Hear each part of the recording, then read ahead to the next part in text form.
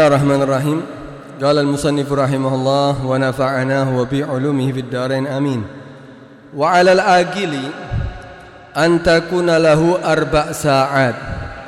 Fa sa'atun yunaji fiha rabbah wa sa'atun yuhasibu fiha nafsah wa sa'atun yufdi fiha ila ikhwanihi alladhina yubassirunahu bi'uyubi nafsihi wa sa'atun yukhalli fiha baina nafsihi wa baina syahawatiha yakni al-mubahah ila akhir ma qala radhiyallahu anhu warḍah. Wa 'alal agili, dan sepatutnya bagi orang yang berakal. Kemarin juga sudah dikatakan dalam Suhuf Ibrahim, seharusnya bagi orang yang berakal melazimi beberapa hal, yaitu ada 3 hal. Pertama, menahan lisannya, artinya apa? Mengontrol daripada lisannya. Kemudian arifan bizamanih, mengetahui zamannya, waktunya. Kemudian yang ketiga, mukbilan ala sya'nih, yaitu dia menyambut atau semangat ya di dalam urusan untuk mencapai kesuksesannya. Kemarin sudah. Sekarang wa alal agili, sepatutnya juga bagi orang yang berakal wajib antakuna lahu 4 sa'at. Wajib bagi dia, sepatutnya bagi dia untuk memiliki baginya 4 saat, 4 waktu. Jadi kita ini dalam 24 jam satu hari itu hendaknya ada 4 waktu ini, 4 hal yang harus kita lakukan di dalam waktu kita sehari-hari. Jadi waktu kita kan setiap harinya kan 24 jam. 24 jam itu banyak. Kalau kita atur waktu kita, maka disitulah akan terlihat keberkahan waktu. Nah, dalam waktu 24 jam ini, kita sepatutnya bagi orang yang berakal untuk menjadikan dalam 24 jam ini ada 4 hal. Kalau yang lainnya ya silahkan, tapi jangan terlalu dibuat serius. Ya, jangan terlalu dibuat serius, biasa saja. Tapi 4 hal ini penting kan? Apa yang 4 hal ini? Fasa'ah, ada 1 saat, 1 waktu, yunaji fiha rabbah, yang dia gunakan untuk bermunajat kepada Tuhannya. Artinya di dalam 24 jam ini kamu berikan waktu setiap harinya, waktu untuk kamu bermunajat kepada Allah Subhanahu wa ta'ala. Artinya apa? Kamu tentukan dalam 24 jam itu ada waktu khusus untuk baca Al-Quran, untuk berzikir kepada Allah, untuk berdoa kepada Allah Subhanahu wa ta'ala.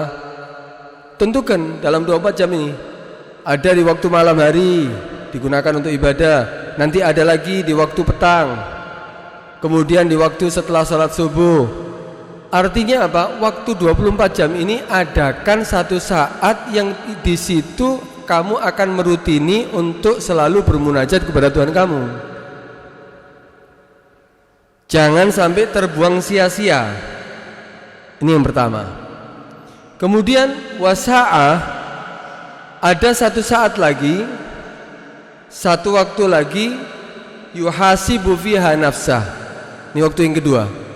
Kamu gunakan untuk memperhitungkan fiha, di dalam saat tadi itu, di dalam waktu tadi itu, nafsahu, diri kamu, memperhitungkan dirinya. Artinya setelah dia sudah memiliki, mengatur waktunya untuk waktu ibadah kepada Allah.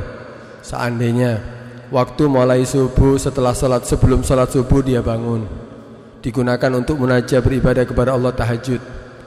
Kemudian nunggu sampai azan subuh. Setelah azan subuh dia gunakan untuk salat qobliyatul fajar. Kemudian salat subuh berjamaah. Kemudian nak tidur sampai terbit matahari, digunakan untuk beribadah kepada Allah Subhanahu wa taala. Bagaimana kita sudah tahu pahalanya? Ya seperti ya kalau menghidupkan mulai setelah salat subuh, tidak keluar dari masjid tadi itu untuk beribadah kepada Allah, sudah salat subuh berjamaah, maka dia akan mendapatkan pahala haji dan umrah sempurna. Setelah itu, setelah terbit matahari, gunakan untuk salat duha. Setelah itu terserah, kamu gunakan untuk bekerja, kamu gunakan untuk apa, terserah. Kemudian nanti ada waktu lagi, seperempat nahar digunakan untuk salat duha. Kemudian nanti waktu zuhur, ada salat zuhur berjamaah. Kemudian setelah asar, ada ketika salat asar berjamaah. Kemudian ada zikir. Kemudian digunakan untuk baca kitab, hadir roha. Kemudian sampai maghrib digunakan untuk beribadah kepada Allah Subhanahu Wa Taala sampai isya. Diatur waktunya, artinya apa? Ada waktu-waktu, saat-saat untuk kita bermunajat kepada Tuhan kita, kepada Allah Subhanahu Wa Taala. Malah dikatakan oleh ulama, diantaranya Habib Ahmad bin Hasan Al-Attas, dia mengatakan, kalau bisa, kalau kamu kehilangan, tidak bisa melakukan semua waktu kamu untuk ibadah kepada Allah, jangan lupakan 4 waktu ini untuk beribadah kepada Allah. Yang pertama, qoblal fajar, sebelum subuh. Walau rakaatain, walaupun hanya 2 rakaat sebelum subuh, kamu lakukan, bangun sebelum subuh untuk beribadah kepada Allah Subhanahu Wa Taala. Kemudian untuk apa? Salat 2 rakaat sebelum subuh. Kemudian setelah salat subuh sampai terbit matahari. Setelah terbit fajar sampai terbit matahari, ini usahakan untuk ibadah kepada Allah. Jangan dibuat tidur, jangan dibuat lupa kepada Allah Subhanahu Wa Taala. Gunakan untuk ibadah kepada Allah Subhanahu Wa Taala. Karena kalau kita gunakan tidur, dikatakan yurisul faqr, menyebabkan kefakiran. Jangan tertipu dengan adanya orang-orang yang tidur setelah subuh, dia masih memiliki kekayaan, dia menjadi orang yang kaya. Kaya itu bukan harus banyak harta. Kaya itu kalau rizkinya berkah, kalau itu berupa rizki. Kaya itu juga ada kaya hati, ada miskin hati. Duitnya akeh, harta bendanya banyak, tapi hatinya miskin. Akhirnya apa? Hartanya tidak digunakan untuk di jalan Allah Subhanahu Wa Taala. Hartanya habis digunakan untuk foya-foya di jalan selain Allah Subhanahu Wa Taala. Akhirnya hisabnya lebih panjang nanti di hari kiamat. Karena itu jangan dianggap itu kaya raya, subuh, setelah subuh tidur, malah tidak sholat subuh. Jangan tertipu, itu bukan keberkahan, itu malah menjadi adab bagi dia nanti ketika ada hisab Allah Subhanahu Wa Taala semakin panjang. Karena harta itu halal wa hisab wa haram wa azab. Halalnya itu dihisab ketika kita dapatkan secara halal, haramnya diazab oleh Allah Subhanahu Wa Taala. Jadi setelah salat subuh, usahakan jangan tidur sampai terbit matahari. Gunakan untuk baca Al-Quran, gunakan untuk berzikir, gunakan untuk pokok ibadah kepada Allah Subhanahu Wa Taala. Kemudian setelah itu terserah. Waktu yang keempat yaitu sebelum maghrib, yaitu ba'dal asr ilal ghurub, setelah asar sampai tenggelam matahari. Itu manfaatkan waktu seperti itu, karena di situ Allah membagikan rizki secara batin, ilmu ladunni, iman. Allah memberikan inayah perhatiannya, Allah memberikan rahmatnya. Itu di waktu setelah asar sampai maghrib. Karena itu orang-orang soleh itu di waktu ini digunakan untuk apa? Acara rauhah. Ada acara rauhah. Rauhah itu apa? Acara yang dibuat di waktu asar sebelum maghrib. Baca kitab-kitab rogoik, kitab-kitabnya salaf. Kitab bukan kitab fikih, bukan nahwu, tapi kitab-kitab yang di situ untuk melunakkan hatinya, untuk mengetahui kekurangannya, untuk kitab-kitab cerita tentang datuk-datuknya orang-orang soleh. Itu biasanya di waktu asar. Mereka manfaatkan setelah asar sampai maghrib. Kemudian setelah maghrib sampai isya. Antara maghrib dan isya. Malah ada mereka yang belajar di madrasah, belajar di madrasah. Yang belajar ilmu, belajar ilmu. Yang pengajian, pengajian. Kalau tidak digunakan untuk apa? Baca Al-Quran. Malah ada wirid-wirid khusus dalam bacaannya. Baca surat Yasin, Waqi'ah, Tabarok, kemudian rotib. Setelah itu adzan isya, rotib hadat, rotib atas. Setelah itu apa? Adzan isya. Adzan isya salat berjamaah. 4 waktu ini jangan sampai disia-siakan. Karena waktu 4 ini akan memberikan keberkahan baik urusan dunia ataupun akhirat. Karena jangan sampai kalau kamu tidak bisa melaksanakan seluruh waktu kamu untuk ibadah, paling tidak 4 hal ini jangan sampai digunakan untuk lupa kepada Allah Subhanahu wa ta'ala. Ini yang dikatakan apa? Fasa'a yunaji fiha rabbah. Kemudian yang kedua, fasa'a, kan tadi dikatakan bagi orang berakal mengatur waktunya dalam 24 jam itu dalam satu hari ada 4 waktu yang digunakan untuk ibadah. Pertama yaitu apa? 1 saat, 1 waktu yang digunakan untuk yunaji fiha rabbah, untuk bermunajat kepada Tuhannya. Yang kedua, wasa'a yuhasibu fiha nafsah, itu 1 saat, 1 waktu yang digunakan untuk apa? Memperhitungkan dirinya. Memperhitungkan dirinya itu seandainya dia sebelum tidur koreksi dirinya, tadi seharian penuh apa saja yang sudah aku lakukan. Bukan kebaikannya yang dihitung, tapi kekurangannya yang dikoreksi. Aku tadi sholat duhurnya tidak berjamaah. Wah, ini harus jangan sampai besok tidak sholat berjamaah duhurnya. Oh, tadi waktu aku hadir pengajian terlambat. Oh, waktu aku hadir ini aku dalam keadaan ngantuk. Oh, aku dalam keadaan ini. Kekurangan-kekurangannya dikoreksi sebelum tidur. Besok jangan sampai kekurangan ini terulangi. Ini namanya apa? Yuhasib biha nafsah, selalu memperhitungkan dirinya setiap harinya. Kalau dia seperti itu setiap harinya, ya setiap harinya akan lebih sempurna, Kalau selalu sempurna dan menjadi kebiasaan, enak sudah. Memang awal mulanya agak berat, tapi kalau sudah menjadi kebiasaan, nikmat. Jadinya nikmat. Kalau malah ketinggalan, kalau tidak dilakukan malah menjadi seperti beban, seperti ada yang ketinggalan, seperti ada yang kurang. Nah, karena itu apa? Selalu menghisap apa? Dirinya, memperhitungkan dirinya. Kira-kira apa ya kekurangan daripada hari-hariku. Dan gitu memang orang yang cerdas itu harus selalu mengoreksi dirinya. Nabi sendiri mengkategorikan, mengartikan orang yang cerdas itu bukan orang yang bikin pesawat, itu bukan. Orang yang bisa komputer, bukan. Itu definisi makhluk. Tapi definisi Nabi SAW orang yang cerdas itu apa? Al-kayyisu mandana nafsahu wa amila lima ba'dal maut. Orang yang cerdas itu orang yang selalu perhitungan dengan dirinya. Perhitungan bukan urusan harta loh ya. Perhitungan dengan dirinya, kira-kira ketika aku mau melakukan ini manfaat untuk agamaku atau tidak, menghasilkan pahala atau tidak. Dia selalu perhitungan. Kalau saya keluar tidak ada pahala, buat apa keluar? Di rumah aja, buat berzikir, buat baca Al-Quran, buat mutalaah kitab. Kalau saya keluar manfaat apa enggak? Oh iya, saya cari rezeki, saya cari nafkah, tak niati untuk mencari nafkah, hasilnya apa? Pahala. Walhasil perhitungan. Saya mau berbicara manfaat atau madarat yang aku akan bicarakan ini. Oh, manfaat, ya bicara. Oh, madarat, jangan. Oh, tidak ada manfaat, tidak ada madarat, jangan. Kemarin al-agil mumsika ala lisani, selalu mengontrol apa? Lisannya. Ini manfaat apa enggak ini? Ini namanya yuhasib nafsahu, selalu memperhitungkan dirinya. Kemudian dalam 1 hari apa yang sudah aku lakukan yang kurang? Malah orang-orang dulu itu ditulis, Pak.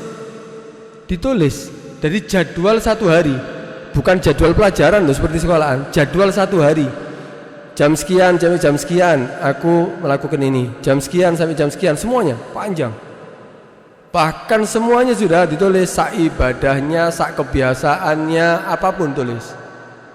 Malam hari dikoreksi, bukan ditulis tok, tapi dikoreksi malam hari. Oh, ini luput. Oh, ini luput belum dilakukan. Oh, ini luput belum lakukan. Besoknya jangan sampai luput ini. Oh, jadi mereka punya jadwal sampai dia terbiasa. Kalau sudah terbiasa tidak perlu jadwal, sudah kebiasaan, sudah akan menjadi kebiasaan bagi dirinya.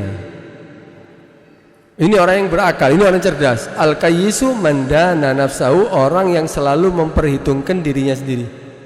Perhitungan dalam urusan dirinya, dia perhitungan. Wa amila lima ba'dal maut, dan amalnya adalah selalu untuk kepentingan setelah kematian. Ini manfaat enggak untuk setelah kematian? Aku setelah kematian itu butuh pahala. butuh seandainya sedekah, butuh ini, butuh itu. Nah, setelah kematian itu dia selalu melakukan perbuatannya untuk kepentingan setelah kematian. Ini adalah orang yang cerdas. Kenapa? Ya karena kalau dia sadar, kalau kita ini menjadi orang sadar, ya kita kan di sini sementara lah. Buat apa kita mau ya mementingkan urusan kehidupan dunia yang untuk 10 tahun ke depan, 20 tahun ke depan, ya. Tapi belum tentu kita sampai kepadanya. Kemudian ya itu pun kita akan tinggalkan.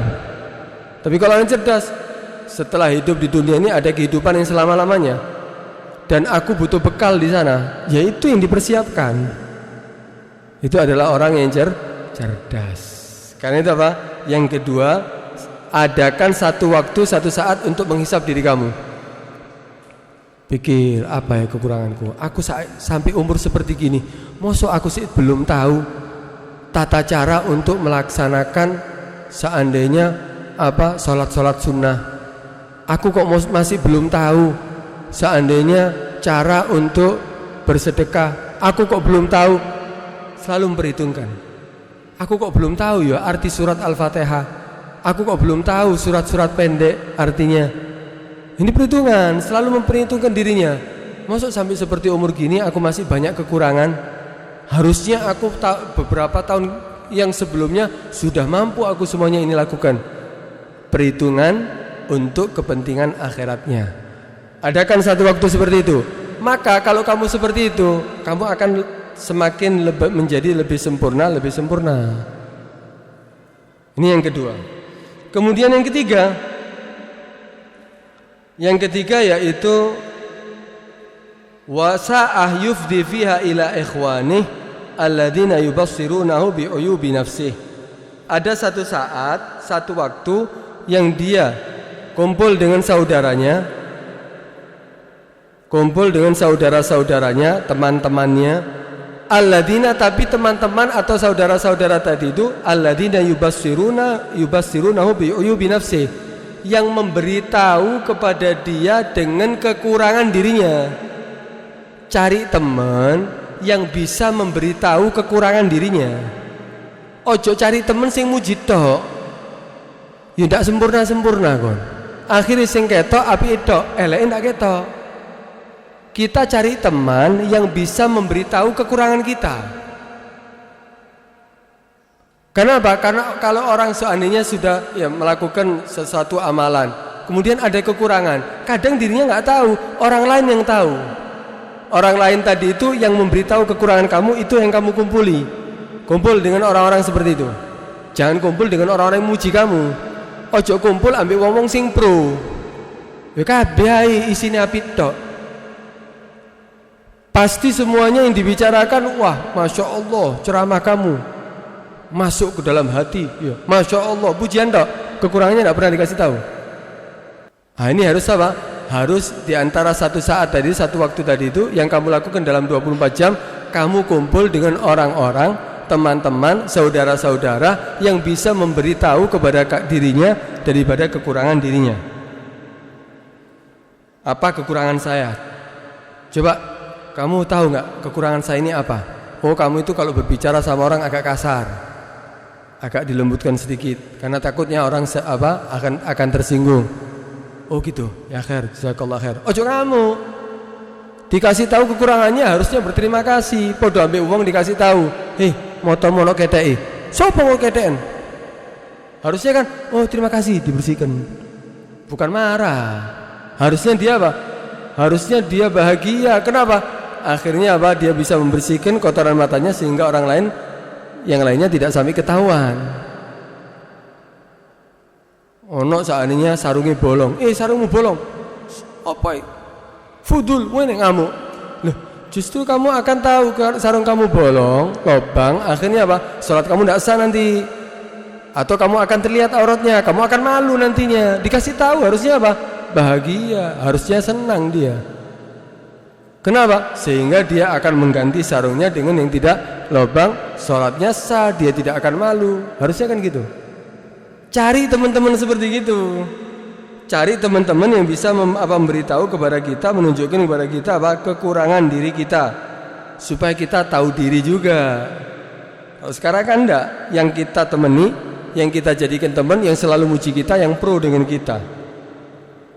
Kalau seandainya kita tahu sudah kekurangan diri kita tahu, maka nantinya apa?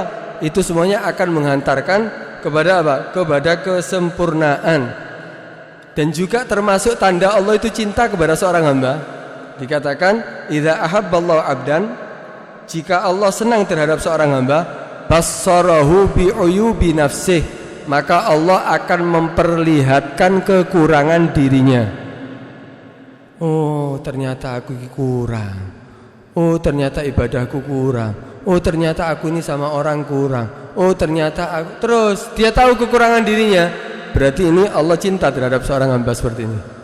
Idza ahabballahu 'abdan bassarahu bi'uyubi nafsi. Jika Allah senang terhadap seorang hamba, maka Allah akan memperlihatkan kepada dirinya kekurangan daripada dirinya. Baik. Sama halnya gini loh. Kalau dikasih contoh gini, orang itu kalau sudah tahu kekurangannya, dikasih tahu, kemudian dia tahu, dia akan menjadi lebih sempurna, akan menghantarkan kepada kesempurnaan. Contohnya gini, kasih makan, masakan, kemudian kita makan, anyep, rasa kuahnya anyep, oh anyep, cimino garam, tambahi garam, diaduk, dicicipi lagi, ini enak. Harusnya kan bahagia, seneng kan dibilang, dikasih tahu kekurangannya, enak, padahal anyep. Wah, akhirnya wong wake mangan kabeh, ternyata anyep kabeh. Akhirnya semua orang membicarakan dirinya. Harusnya kan bahagia ketika dikasih tahu kekurangannya, sehingga dia akan menyempurnakan. Padahal mek kurang garam tok. Kita juga sama, ketika ada kekurangan dari diri kita, kemudian kita dikasih tahu sama orang lain, harusnya kita bahagia, kita senang. Kenapa? Ya itu kekurangannya kan bukan lebih banyak daripada kesempurnaannya. Ya lebih sedikit. Harusnya ketika ada kurang itu kita jadikan sempurna. Harusnya seperti itu. Nah, ini yang harus kita lakukan. Cari teman-teman seperti itu. Jangan sampai kita malah cari teman yang selalu memuji kita. Akhirnya ya segala kekurangan kita nggak akan tahu. Ya nggak akan tahu. Baik. Kadang-kadang orang itu muji itu niatnya supaya pokok ya ada niatan manfaat yang didapat dari diri kita. Dipuji terus, puji terus. Itu sebetulnya bukan teman sejati. Teman sejati itu yang memberitahu baik dikasih tahu baik, buruk dikasih tahu buruk, kurang dikasih tahu kalau itu kurang. Itu baru teman yang sejati. Itu yang harus kita cari, orang-orang seperti itu. Baik. Kemudian yang keempat, wasa'atun yukhalli fiha bainahu fima baina nafsi wa baina syahawatiha. Dan ada satu saat, satu waktu juga yukhalli fiha, membiarkan di dalam saat satu waktu tadi itu baina nafsi, antara dirinya, wa baina syahawatiha, antara syahwatnya, kesenangan-kesenangannya. Artinya adakan juga satu saat, satu waktu kamu duduk bersama keluarga kamu. Kamu juga istirahat, butuh istirahat. Kamu juga butuh makan. Mungkin kamu lagi tegang, kamu butuh suasana yang bisa membuat kamu tenang. Tamasya, nggak apa-apa. Ada kan waktu seperti itu. Tapi ojo sama tamasya toh. Yang 3 saat ini tadi semua kita tinggalkan tamasya toh. Ini harus ada satu saat. Ya bukan itu maksudnya. Ada kan juga waktu seperti itu supaya kita, hak untuk tubuh kita itu ada. Karena itu Nabi pernah melihat ada seorang sahabat tidak tidur malam hari, siang harinya puasa. Akhirnya kata Nabi SAW, bukan seperti ini aku diutus. Kamu puasa, kamu juga berbuka. Kamu puasa, kamu juga tidak puasa. Sehari puasa, sehari tidak puasa. Kamu juga apa? Bangun malam, tapi kamu juga tidur. Artinya apa? Bukan semalam suntuk kamu ibadat toh. Kenapa? Fa inna fi jasadika haqqa, karena di dalam tubuh kamu itu ada haknya juga. Kalau kamu tidak kasih, kamu tidak memberikan hak kepada diri kamu, jasad kamu, sakit kamu. Badan itu perlu istirahat. Ya badan itu perlu ya untuk kita ya kalau seandainya perlu untuk supaya kita tidak tegang, melihat sesuatu yang bagus, sesuatu yang indah, enggak apa-apa. Karena itu apa? Karena itu adakan satu saat juga, satu waktu juga yang kita di dalamnya membiarkan diri kita dengan syahwat kita. Tapi syahwat yang dimaksud al-mubahah, syahwat yang bukan haram. Oh, maksudnya cuci mata delok wong wedok duduk. Yang dimaksud itu adalah syahwat yang mubahah, tidur. Ya kemudian istirahat tadi itu, kemudian melihat suasana yang baru, pegunungan. Melihat laut. Ya, sesuatu yang mubah, bukan sesuatu yang haram. Boleh adakan waktu seperti itu supaya tetap ibadah kamu, zikir kamu, kemudian semuanya tetap bisa berjalan ketika diri kamu kasih haknya. Harus kita seperti itu. Ketika kita lapar, ya mangano. Ketika kita ngantuk, ya turu tidur. Ojo dipaksa, ngantuk dipaksa. Kecuali baik ngantuk di majelis ya ojo. Ya, kalau ngantuk di majelis ya keliru. Ya itu yuhasib nafsahu itu ya. Malam hari mikir, oh iya mang aku ngantuk di majelis, mending aja sampe ngantuk. Ngono. Tapi untuk ketika waktunya memang waktunya tidur itu tidur. Karena waktunya memang waktu kita untuk istirahat ya.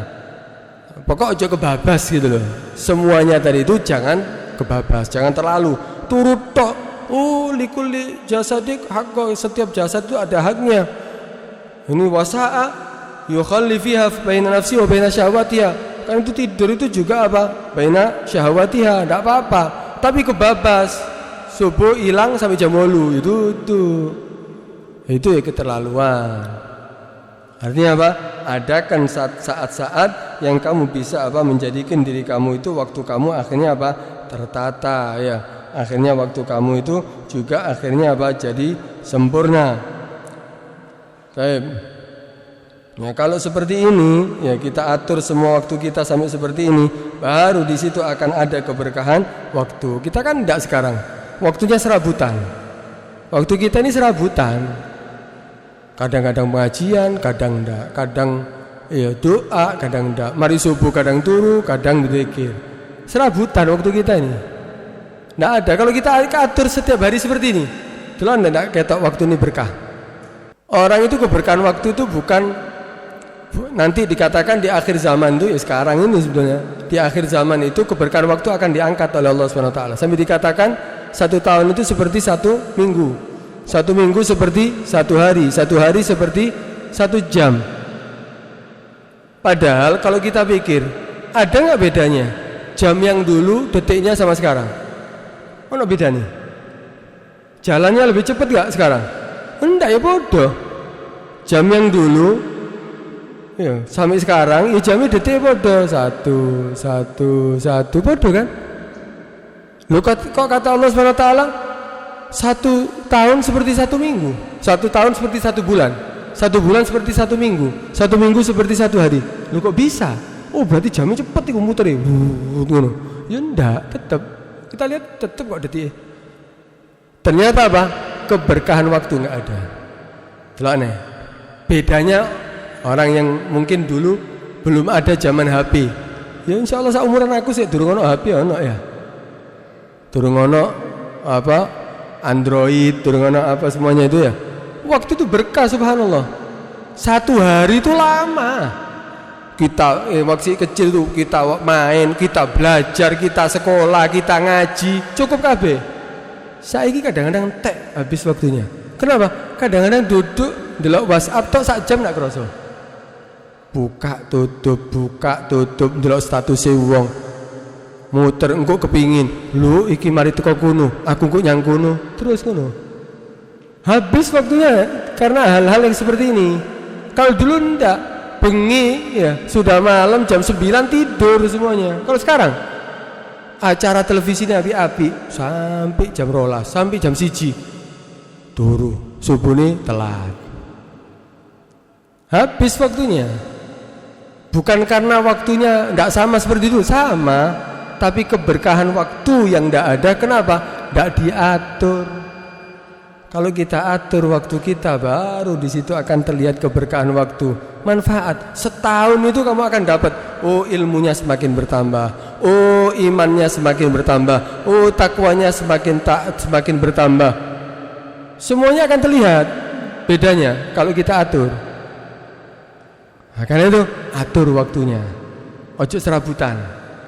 Jangan asal-asalan. Kepingin pengajian, enggak ya enggak turu. Jangan dipaksa. Jangan mau kalah sama setan. Ya, karena apa? Apalagi di akhir zaman ini tidak akan bisa menyelamatkan kita, hati kita, semuanya sudah. Kecuali kita rutin hadir pengajian. Artinya apa? Kembali kepada Nabi. Apa yang diatur oleh Nabi? Kita tahu dari mana? Sunnah-sunnahnya Nabi. Kita tahu dari mana? Syariatnya Nabi. Kalau kita tidak hadir acara-acara seperti gini, kita harap dari televisi. Tidak mungkin kita lihat televisi pengajian. Sini dulu film. Mau dari mana kita? Mau kadang-kadang Jumatan telat kok. Khutbah ada nunggu pisan. Pas doa lil mukminil mukminat baru teko kabeh. Terus bisa merubah hati kita ini, akan mengingatkan diri kita ini supaya sadar dari mana. Nah, karena itu ojo ado-ado tuh ke masjid, ojo ado-ado tuh ke pengajian, ojo ado-ado tuh ke syariat Nabi. Pasti kamu akan apa? Ketika kembali kepada semuanya itu, kamu akan menjadi orang selamat. Itu atur waktunya. Apa tadi waktu dibagi 4 waktu tadi itu? Katakan orang yang berakal, berarti kalau tidak mengatur ini tidak berakal berarti. Katanya sepatutnya bagi orang berakal, pertama ada satu saat yang selalu munajat kepada Tuhannya. Gunakan untuk ibadah, gunakan untuk berdoa, gunakan untuk mendekatkan diri kepada Allah. Atur di mana itu waktu-waktu. Tadi sudah dikatakan 4 waktu tadi itu jangan sampai tidak digunakan untuk ibadah. Atur waktunya. Kemudian yang kedua, yuhasib bihal nafsah, memperhitung dirinya. Apa kekurangan anak? Apa kekurangan saya? Apa yang sudah aku lakukan, apa yang belum aku lakukan? Terus yuhasib, memperhitung dirinya. Kemudian yang ketiga, cari teman. Cari teman yang bisa mengingatkan dia atas kekurangannya. Cari teman seperti ini. Ojo dolek konco sing prodok, tidak apa-apa berteman dengan mereka, tapi kamu juga harus ada waktu kamu duduk dengan teman kamu, saudara kamu yang bisa memberitahu kekurangan kamu. Kemudian yang keempat, yaitu kamu biarkan diri kamu juga ada satu waktu yang kamu bisa membiarkan diri kamu dengan syahwat kesenangan kamu. Ya tidur waktunya tidur, ya makan waktunya makan, waktunya duduk dengan keluarga ya duduk dengan keluarga, waktunya ya bergurau dengan keluarga ya tidak apa-apa bergurau. Sehingga hidupnya di dunia nikmat, tidak ono sing benci, hubungan dia dengan manusia baik, hubungan dengan Allah juga baik, nikmat. Ini surga sebelum masuk surga, nikmat. Tidak ono sing benci, tidak ono sing dendam, tidak ono sing ngamuk ambek. Tapi hubungan dia dengan Allah juga juga bagus, baik. Nah, ini yang harus kita lakukan. Ya, mudah-mudahan Allah Subhanahu wa taala yang membuka hati kita semuanya sehingga kita bisa mengatur waktu kita, sehingga kita bisa mendapatkan keberkahan daripada waktu. Amin ya rabbal alamin. Al-Fatihah.